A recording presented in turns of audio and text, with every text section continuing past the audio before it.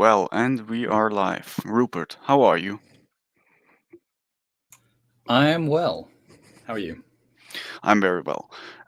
Tonight we will discuss um, the lesson from the Vietcong written by Morgoth's review. In general, how did you find the essay? Um, Fine for the sort of broad thrust, but I think it's missing some components of the analysis. Admittedly, when I first saw the title, I thought it was actually going to be about a little bit more in depth on the actual military side of things, but it's using it as sort of like a grand analogy, which there's value in that. Yeah, I have some critical points or factual points about the war in Vietcong. Um, but yeah, let's start. So, how would you open, or in general, would you make a little summary, so to Yes. speak? So the broad strokes of this, or these, I should say. um, this is from a few years ago now, but it's still fairly relevant. Various people complaining, especially in the dissident right, if we're still using that term, that we're a little bit out in the wilderness and not really able to organize or sort of get momentum going in the same way that we would perhaps like, or as other sort of movements have been able to in the past or are able to presently. Um, so the comparison that Morgoth draws is to the Viet Cong in Vietnam, being that they were facing the full might of America, who they couldn't hope to defeat in any kind of open warfare, and so they resort to, well, I mean, they're the classic example of guerrilla warfare, trying to attack at the peripheries and try to create an undercurrent that they can make best use of to resist the forces of America by not attacking it at its strongest point, which is what we want to do at the moment, with things like protests and outright sort of party organizations and all the kind of things that they can quite easily attack us on by presenting a fairly coherent front to them. We don't want to do that. So he says that instead we should be following their example by trying to stay concealed, stay fairly decentralized, and just sort of try to cause them to either reevaluate their commitment to free speech or make them double down on the attacks against us, despite what they claim to espouse in terms of their principles, and thereby radicalizing the normies, as it were, by the fact of the outrage of what they're having to do to us. Yes, very well. So basically, it's the underdog versus the almighty U.S. military army. Um, yeah, and to this, I will first come to my first major point. I agree with the premise, but there's a little flaw in the premise. The war against the Vietnam. There basically never was a war in Vietnam. It was only the U.S. military against guerrilla forces, and those guerrilla forces never ever won a major battle against U.S. military troops. Never. That's even reflected in the stats that in Vietnam died around 1.4 millions, mostly casualties of war, as well as civilians, and the UK is saying, and the US lost about 1,020-ish K soldiers. That's a kill to death ratio from the US side of almost 7, which is enormous, and up to the number of the Vietnamese is depending on estimates, so it's not really all this reliable. So the lowest kill to death ratio from the Americans is going from 7 up to 23. So that's not a victory. It is also worth bearing in mind that there were other countries committing, so just measuring the Americans' losses is not quite the full picture, because obviously the army of Vietnam was playing quite an active role themselves. In fact, quite often the US were trying to do more just to support the army of South Vietnam rather than just operating purely on their own steam. And there was other countries that had minor commitments, like Australia, fairly famously, and South Korea, which is a little bit less known, but they had quite a few troops present as well. But yeah, the broad thrust is the same. The North Vietnamese and the Viet Cong did not do very well out of the actual military side of the engagement. But I think there's a bigger point there, which is that the North Vietnamese were a significant patron, as were the Soviet Union, and China. I'm not sure about China, because the North Vietnamese and Chinese never quite got on, and they fought a war almost immediately after. Yes, they did, but I think China shipped a lot of weapons, especially the Type 65. It's basically an AKM model. But yes, go ahead.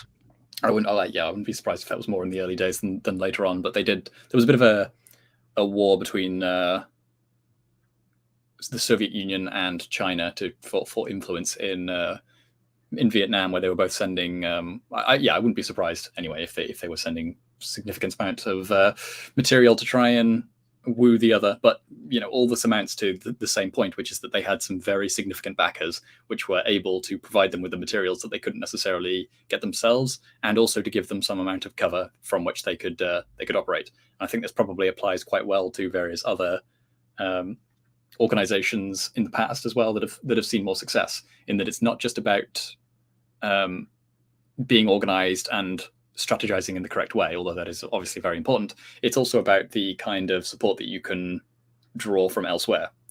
To pick a pretty modern day example, or much more. No, it's actually further back. I should say. I'll use a different one. The king in Italy refused to allow the army and the police to stop the fascists from marching on Rome.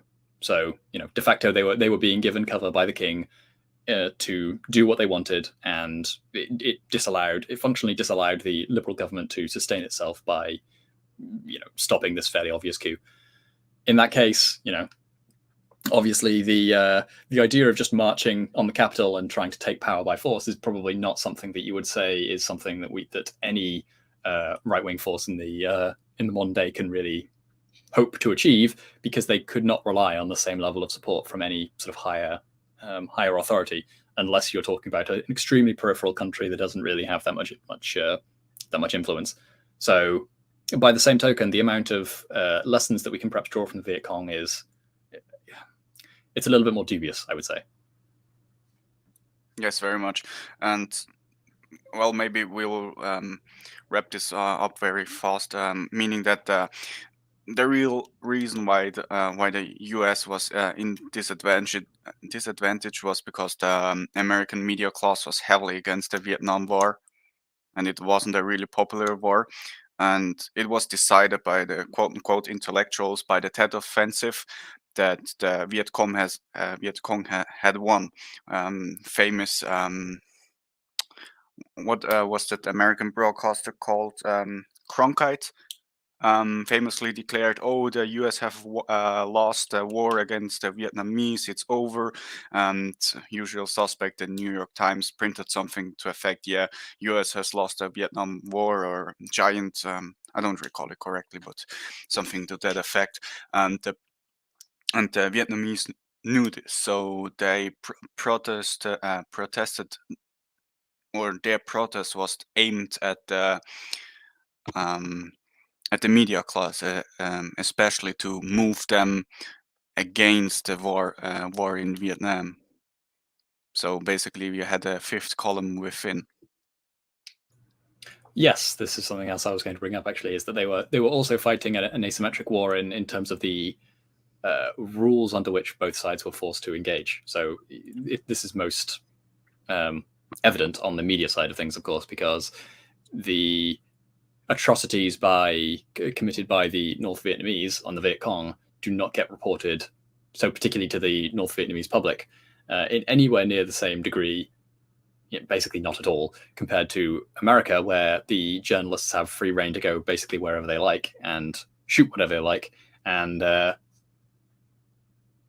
broadcast it straight into the living rooms of the American public, which means that there's instantly a situation where the North Vietnamese and the Viet Cong are allowed to use sort of terror tactics just on a localized scale, and instill some amount of fear in the local populace that way. But the moment that America tries to do anything vaguely similar, it will have a dramatic effect on the morale of people back home, making them question, the extent to which it's acceptable that they even be involved in the war if that's going to be the outcome, if that's what it's doing to the American soldiers. We thought you were better than this, and all of that kind of thing. So they fundamentally created a situation where the Viet Cong and the North Vietnamese have much greater freedom of action than the Americans do. Are we in the same situation now? Probably the reverse, if anything, whereby the slightest infraction by any person on the right is treated much more harshly than what the left are able to get away with. We're not in the same position simply because we haven't either. So to speak, the American military is mostly against us. Maybe the guys that kick in doors and sling rifles are, broadly speaking, on the right, but military command or the higher ups, or the chain of command is not it's not right wing, to say the least. Then you have the media that is openly against everything right wing, and smears it every second they get. Then secondly, there's even the quote unquote, and even the politicians are left drifting, to calling that. Rhinos, I think, is the rhinos is the slang called for left leaning Republicans. So you don't even have that. You have basically only the Viet Congs as guerrilla fightings, who mostly aren't even realizing that they are fighting, majorly under equipped, have no idea what they're doing, are not organized, and they just want to run into the machine gun of the enemy for glory or something. So you will win this, not at all. Yes, the part that I was highlighting was just sort of like more specifically the extent to which we are not really being judged by the same set of standards, and it's in the opposite direction to how things were in Vietnam. But yeah, I mean the broad thrust is basically the same. All this though is to imply that the suggestions made by Morgoth are incorrect, which I don't actually think that they are. I think his actual conclusion is still basically the same, that what you need to do is force them to act against their own stated ideals in as public a way as possible, in order to try to radicalize people who are otherwise who otherwise do believe in the ideals that are espoused, because then you can sort of demonstrate that either the ideal is false, or alternatively the people are the people who are espousing them are doing so completely cynically. Aren't we there yet, son? Aren't I will not name it, but aren't the last 2 years a prime example of this? Well, yes, exactly, and I would say that there are quite a few people who are sort of, well, that is a common talking point, especially over the last the time that's elapsed between these 2 points. So again, this came in March 2018, and we're all the way into October 2021 now, to date the stream somewhat, but never mind. Yeah, the argument going, if you're not awake now, then are you ever going to wake up? Which that's very valid, and we're still in the same position ultimately of the media can portray events however they like, more or less. They can choose to report on what they like, they can choose to report on it how they like. So ultimately the amount of options that are open to you, unless you build a parallel infrastructure to report on, well, to create alternate media basically, which has also been a project of the last 5 years plus, then you're really going to struggle to get any traction long term, because the flow of information is not in your favor. Yeah, definitely, and the establishment isn't as well. So, and the problem is, a lot of those people that have a large voice aren't pulling. If you speak about vectors in geometric or mathematics, there are directly opposed forces, and the large quote unquote right wing commentator aren't really opposed. They're just behind. They don't tell people how to do something. Maybe just do go vote and don't do anything other. Just I think if you really want to run, if you want something to change, you have to do it yourself, and it won't happen immediately. It will take time. It maybe will take years, but you have to do something at least, so you can at least say you tried. And because nobody's on our side, or I don't see anybody. Well, yeah, that is the issue then. So how do you find, to keep with the analogy, how do you find your Soviet Union or China or whoever it might be that's going to prop you up? Especially if you're looking at it from the perspective of the Viet Cong, do you even have a North Vietnam to back you up? And to some extent, there might be a sense in which you have to make some uncomfortable concessions, or accept support from people who you don't otherwise meet eye to eye on everything, and just agree to work with them, even if it's just on a temporary basis. Or what else? Yeah, you might have to make some alliances with some unpalatable people and just accept that you might end up just being a tool for some greater project that somebody else has. Like the spread of global communism. Are you going to be willing to die in your nationalist cause to throw out the Americans for the spread of global communism?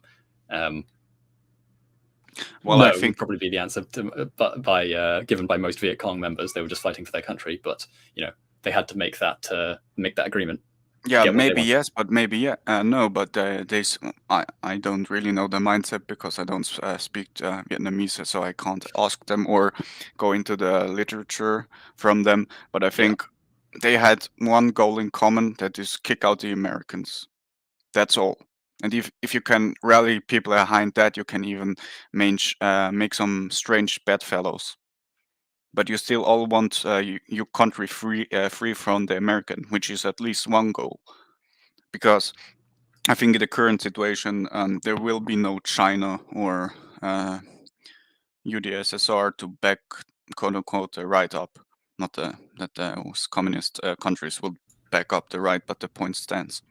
Well, unless you decide to become one of those famed elusive Russian bots. Yeah, well, yeah, but still, shitposting and such is fun, but does it get anywhere? I mean, I partake in it myself. It's great fun, but what have you done besides probably annoy somebody on the left even more, which agitates them to do more or push even harder?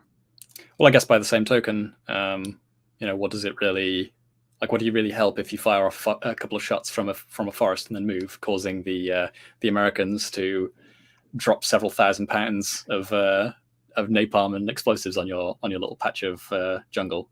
You've really achieved is burning money, and America is just a money factory. So, but ultimately, some of that stuff can cumulatively can reach something if you can shitpost something into existence, some kind of like valid spiritual sort of momentum. Which arguably that's kind of what was going on in 2016. Is just that Yeah. the Well, shitposting gained its own momentum just from sheer quality and quantity of it. yeah, I shit posted my self into doing this, so here I am, I guess. So, am I doing something productive, or am just spitting into the void? Is the other question, I guess. Indeed, indeed.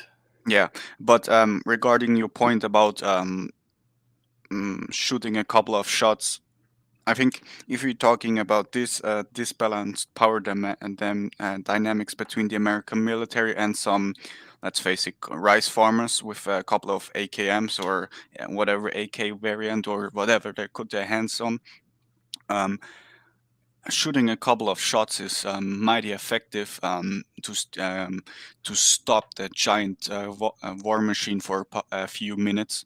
Well, if you, for example, if you shoot a couple of rounds and the whole um, platoon has to get down and search you out and had to get air support in to smoke you out with napalm, it will stop them at least temporary. And if you that can be done by one person, so you can stop. I think a battalion is about 60 to 80 person with let's say a 30 round AKM magazine. That's quite effective. Yeah, Morgoth himself uses the example of having someone throw a grenade into a bar that's frequented by American servicemen, and the morale effect that has. But what would the comparison be then? Like a minimum effort throwaway action that doesn't really have much in the way of casualties, but throws the enemy off kilter. I don't know, something like Punch them where it hurts. But I don't know what this is, obviously. It's Because not. It's not that. It would need to be something that makes them uncomfortable and throws them off tilt. Yeah, for example, shit posting on social media is obviously not it, or it makes the wrong people uncomfortably. Potentially, depending on who you're targeting and who you can get. Okay, here's an example. Perhaps if you were to find yourself into one of the lefty circles where they're having some kind of conversation, and if you are able to maybe not even necessarily persuade somebody of anything in particular, but raise a point that gets them on some kind of like internal witch hunt to weed out all of the far righties or all the Nazi infiltrators and things, then that's something that is relatively minimal effort for the person doing it, but also is quite disruptive to the organization of the opposition there. Yeah, you can turn the left perfectly inwards. That's a point I play a lot with. Some people say that well, it kind of depends because the left are truly utopians, and if you say that, for example, they are purity spiral, yeah, whatever. Yeah, thank you very much. They're taking whatever slack out of the equation that isn't striving for their utopia, or not their utopia as they seem, but they're staying on the road, so to speak. Because to be honest, with a lot of left, it's the problem. Only they don't want to go to the utopia not that fast, not that quick, or not that by the not by those memes. Otherwise, they all agree on the utopia, so they don't really. Maybe you can. I guess the best way to put it, you have to get somebody off to try to take the path to utopia to get turn them at least to the right side. Well, I suppose the way that you could split it into two groups. You could have the people who want to be pragmatic in some sense because they don't want to, they don't want the $1 million an hour minimum wage now because they have some vague inkling that would destroy the economy overnight. But those are potentially people who kind of acknowledge that there's maybe not necessarily, the ideal is not necessarily congruent with reality. Versus you've got the other people who would accept that and just think that everything is malleable and you can have the utopia right now, and in which case, if you're not advocating for the utopia right now, then what are you doing? You're a traitor. That would be the way that you could sort of divide people into true believers versus some level of pragmatists that you can perhaps nudge into a different way of thinking. I guess everybody to the right of Mao. Yeah, is the right phrasing. Because the true believers, they will pick arms and, for example, will fight in the Vietnam War. They will, and they will have this stare in their eyes, and you won't change their mind. And the only option against those people, I guess, were in history was fire from a M60 machine gun or a bomb dropped. Otherwise, you won't convince them. I guess you can work with a lot of people, but you have to, in our example, you would have to use them against America to kick them out of Vietnam.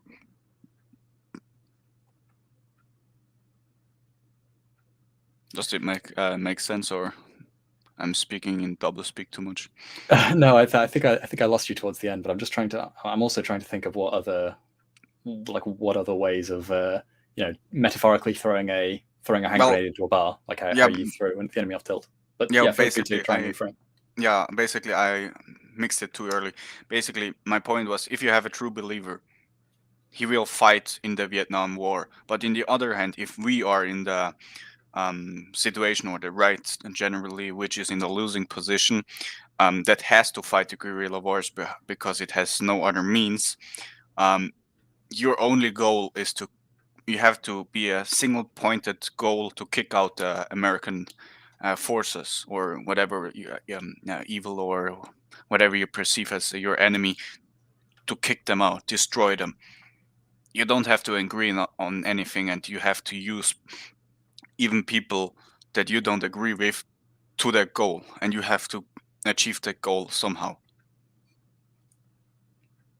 be it Yeah, by manipulating the media, which you won't do in the modern age. The Viet Cong had the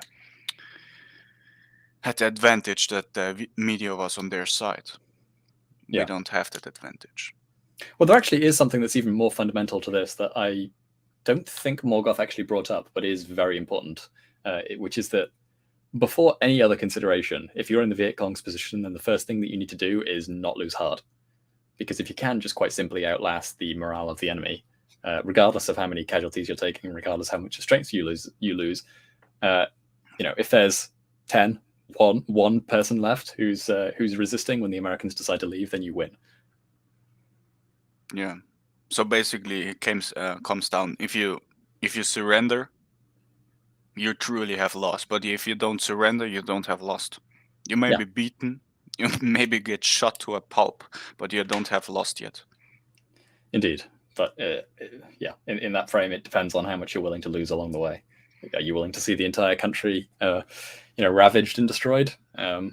Most peoples and most countries are not. But before you can even start thinking about like any kind of proactive strategy, you need to decide that that's what you want to do. You want to carry on resisting and try to outlast the enemy. Trying to resist. Yeah, I guess if people would be turned on that this is a fight, they would fight a little bit more. But I guess they're not. Some reasons, so you can't really use them, or they won't fight. Well, it depends. There are some amount of people who think that it's just some kind of disagreement, some civil disagreement between people who are fundamentally on the same page, rather than an actual factional civil war that's just waiting for a shot to be fired, as it were, or something along those lines. Yeah.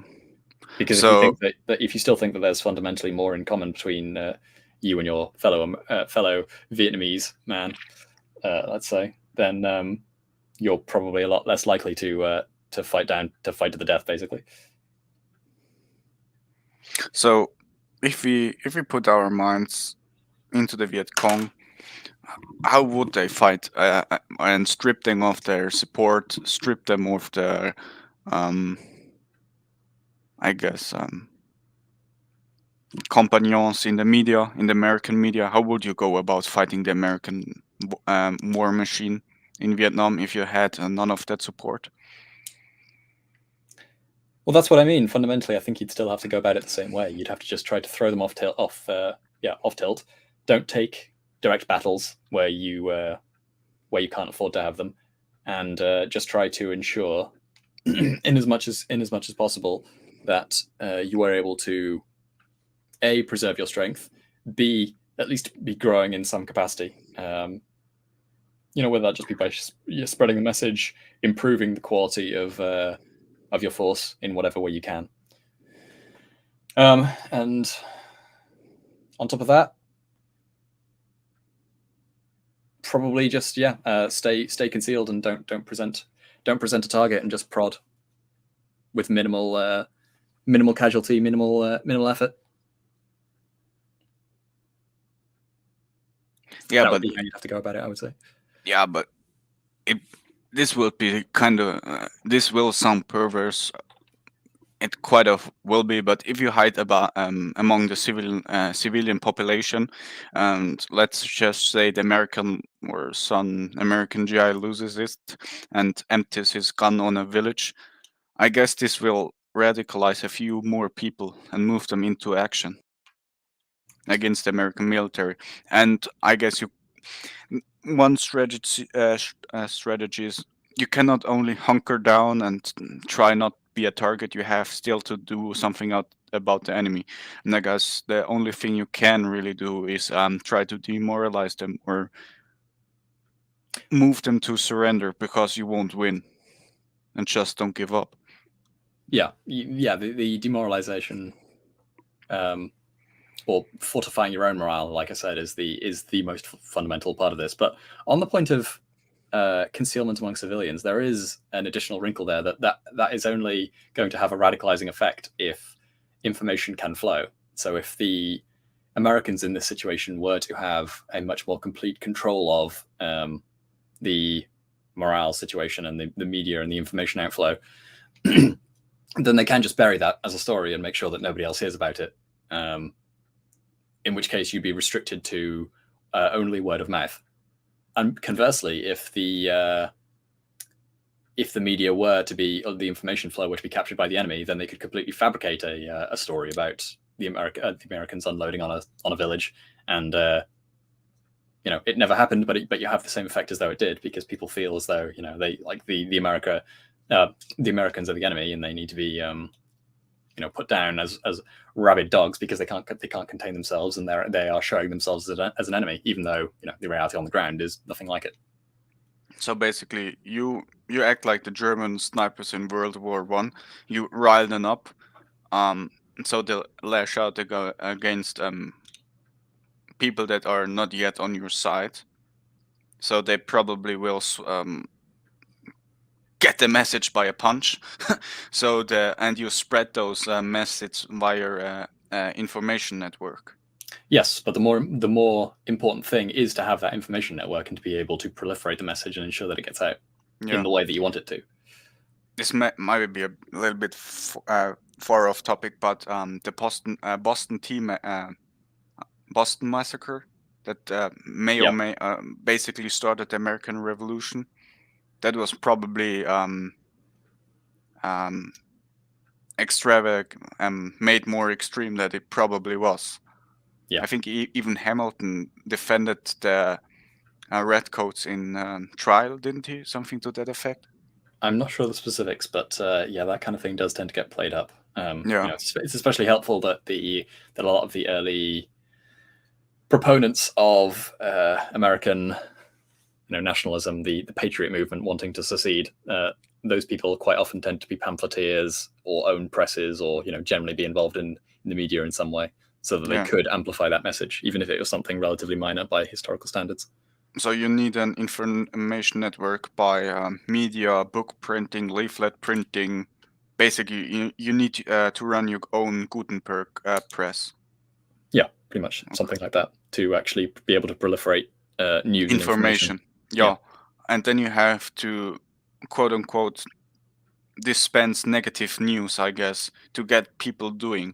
But you have to move them. I guess it's kind of whip and a carriage thing. You have to move them far along so they go and do something, but you also make them afraid via the information network. But you also encourage them to do something. I guess is the best thing. Yeah, and although if you are trusted and powerful enough as a media source, you can just completely fabricate things and try to again, going back to that same analogy, fabricate the massacre of the village, even though it never actually happened. It's even better if you can provoke something and then just report on the truth, rather than actually, because then you can actually find survivors and interview them, and all of that kind of thing, and there's increased legitimacy there, and everybody sort of that was something that Curtis Yarvin mentioned at some point, is that the truth itself is quite appealing, but it takes forever to get around. What was that? Sorry. It takes forever to get around. Well, that can be a factor, but there is just the more fundamental part where we kind of want to see the truth rather than a pleasing lie most of the time. So if you can reinforce your story of events with, hey, this actually happened, then quite a lot of the time that will be something that's more convincing than the lie, which itself might be quite plausible and might be something that people want to hear. And in a lot of cases, they will accept that story because it is more plausible according to their internal worldview. But ultimately, the truth is going to have an aesthetic quality to it. That's true, and I think if somebody loses confidence, it's gone. Yeah. Well, that's the other thing. Is the legitimacy of the news source is damaged if you're ever found out in that lie. Yeah. So you have, the problem is if you blow up things bigger than they truly are, and you get people notice, they will lose trust. But if you pinch up just here and there and just a little bit, so it's not obvious, you will probably have a greater effect. But still, being mostly true, I guess, is the right word. Yeah. Well, that does, more to the point, it puts you back into that situation where you can conceal a soldier, a single soldier amongst a civilian population, to stick with the Vietnam comparison, and and you can fire off a few shots at some GIs, and then the GIs lose it, massacre some large portion of the village, and then you report on it. It gets you into that position where you can actually start making those kinds of choices and actively influencing the narrative and events in that way. Once you have the information network that will actually be able to capitalize on it. So, in speaking in chess terms, basically you were sacrificing a pawn to get a queen, or you try to get a queen. Yes, but okay. it makes that play sort of worth it again when you have the information network to back you up. Yeah. To know what he will do. Yeah. Okay. Okay. Dragging this out way too long. I was going to say, yeah, we've got quite a lot of mileage out of this. Yeah. Fairly short. Yeah, go ahead. Sorry. I have this fairly short article, so yeah, I don't know if there's anything else you want to say about it. Not. I have a free spurging, but I think I can keep it to myself. Oh yeah, maybe to the information network. The problem nowadays is that people get turned into spies, like in East Germany. That I think one third was a spy for the Stasi. Yeah. So how do you prevent that, or how do you know if somebody is talking to the enemy, or if the enemy is in your lines? How do you work around this, I guess? I guess that gets into questions around how you validate people into whatever secret society you're creating, and how do you try to prevent them from being infiltrators and such things. I don't know that there's necessarily a clear way of determining that outside of basically just going on some level of gut feeling in combination with trials that prove people's loyalty. But even then, there's still things that you can't necessarily filter for, but just because of the sheer level of acceptance there is by the authorities to the costs that are involved. After all, the Ukraina in the Russian Revolution or pre-Russian revolutionary period were willing to sacrifice pro-Tsarist politicians and elected officials in order to try to get their operatives to be more, their planted operatives to be more accepted within the various leftist terrorist groups and whatever. So, yeah, I don't know there's a good way around that. No, it just got me thinking. If you're fighting against a foreign power, it's much more easier to keep out spies because you have ethnic lines, you have religious lines probably, and if you fight against a foreigner, you have clearly distinctions. Oh, those people have to be parachuted in, so that fighting makes it a lot easier, so to speak. But you're fighting at a domestic war, for example, purely speaking, North versus South Vietnam. Okay, they had some.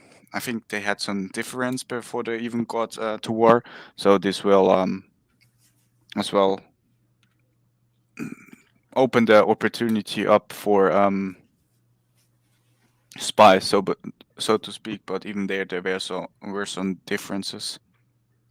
But yeah, if you're fighting on domestic soil, your brethren could be a spy. Yeah, well, I think infiltration is quite a prominent method of dealing with these kinds of organizations for that reason, is because it is very difficult to know for sure who you can trust and who you can't, and even just having that element of not being able to trust other people is itself something that's quite damaging to the coherency of a movement. Yeah, if you don't know who you trust, you don't do anything, and you the- let's speak again in Viet Cong terms. If you don't pick that AK up, the battalion or the platoon will not get stopped. So you maybe have not won a few minutes. You have won nothing. Yeah. But yeah. Okay. I think I had most of my points. Do you have anything else to um points you wanted to raise or something an idea that lighted up your head at the moment? Or Well, I something. think the only thing in terms of like practical application, just as alluded to earlier, I suppose we've got to start thinking about what kind of alliances we're willing to make and how we're willing to compromise on certain points with potential patrons and allies that are more powerful and may be able to impart something.